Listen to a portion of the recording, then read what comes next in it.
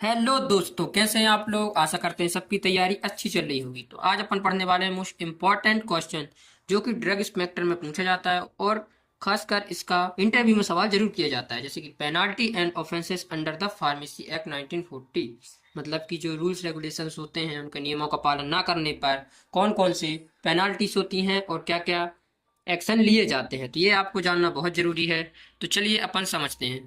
सबसे पहला है मिसयूज ऑफ टाइटल्स, मतलब ये कि आप एक फार्मासिस्ट नहीं हैं फिर भी आप दावा करते हैं कि आप एक फार्मासिस्ट हैं। तो ये सेक्शन 12 और 13 के अंडर आता है। यहाँ लिखा है if any person falsely claim to be a registered pharmacist without a proper registration. तो आप समझ चुके होंगे तो इसमें पेनल्टी क्या है। फर्स्ट ऑफेंस में फाइन अप टू 500। यदि आप पहला ऑफेंस है आपका तो आपको 500 लगेगा। यदि आप मल्टीपल चांस ये करते हैं तो हायर फाइन और लीगल एक्शन लिया जाएगा। डिस्पेंसिंग मेडिसिन विदाउट ए रजिस्टर्ड फार्मासिस्ट, ये सेक्शन 42 के अंडर आता है।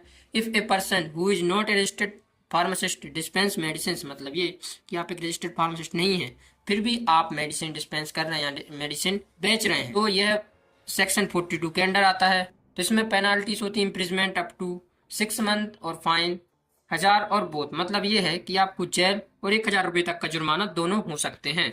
थर्ड आता है अपना if a person does not comply with the rules and regulation set by the state और सेंट्रल फार्मेसी काउंसिल, मतलब स्टेट फार्मेसी काउंसिल और सेंट्रल फार्मेसी काउंसिल ने जो भी रूल्स बनाए हैं, यदि कोई फार्मासिस्ट उन रूल्सों को फॉलो नहीं करता है तो यह भी एक प्रकार से वायलेंस है। तो इसमें आपकी पेनाल्टीज होगी सस्पेंशन और कैंसिलेशन ऑफ द रजिस्ट्रेशन, मतलब जो आपका रजिस्टर्ड है या आपका जो लाइसेंस है वो कैंसिल तक हो सकता है।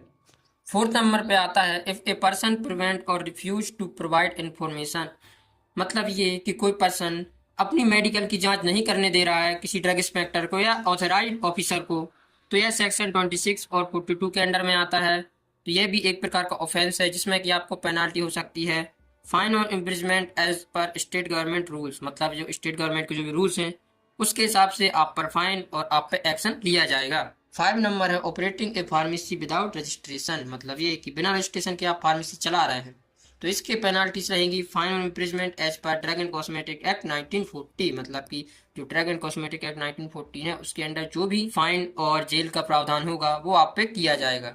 6 है unethical practices by pharmacist selling expired banned और ओवर प्राइजिंग एटसेट्रा, मतलब ये कि कोई दवाई एक्सपायर हो गई है, बैन हो गई है या फिर उसका आप ओवर प्राइस बेच रहे हैं, तो ये सभी एक ऑफेंस के अंडर आते हैं जिसमें कि आपकी पेनाल्टी होगी सस्पेंस और कैंसिलेशन ऑफ लाइसेंस और एडिशनल पेनाल्टीज, मतलब आपका लाइसेंस तो जाएगा ही, इसके साथ ही एडिशनल पेनाल्टीज भी लगेंगी और आप पर केस भी हो सकते हैं।